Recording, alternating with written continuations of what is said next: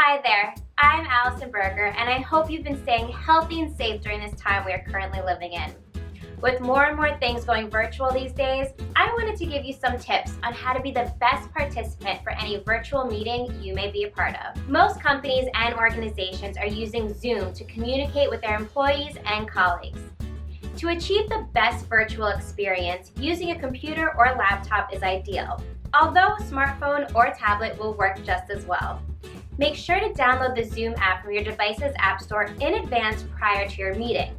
Whichever device you choose to use, be sure to open Zoom and test out its features prior to the meeting to make sure the video and audio is working perfectly. And to do this, visit this link. Once you have Zoom open and are ready to go, make sure you enter your first and last name when you are logging in so that your associates can address you directly when your meeting is happening. Upon entry to the Zoom call, your host will most likely mute you. However, make sure you are muted on your end as well unless the host has allowed you to ask a question. When there is a red line through the microphone, that's when you are muted. When there are multiple people involved, it is important to be muted unless spoken to so that every participant can hear you perfectly and there are no distractions during your meeting. It's important to understand how a Q&A session is handled. You can ask questions using the chat or the raise hand feature on Zoom. For the chat feature, you can either send your question to everyone or just the host. The host will then read the question for the panel to answer. If you use the raise hand feature, the host will unmute you so that you can ask your question to the panel.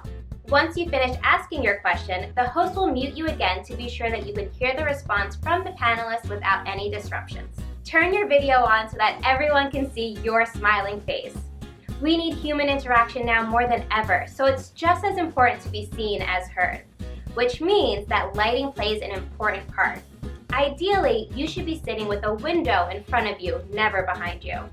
If it is behind you, it will be difficult for others to see your face. This also means you should get dressed from top to bottom, even if it's in your finest pair of sweats. Be aware of your surroundings. The other virtual participants are most likely your colleagues and not your best friends, so you should still keep things professional.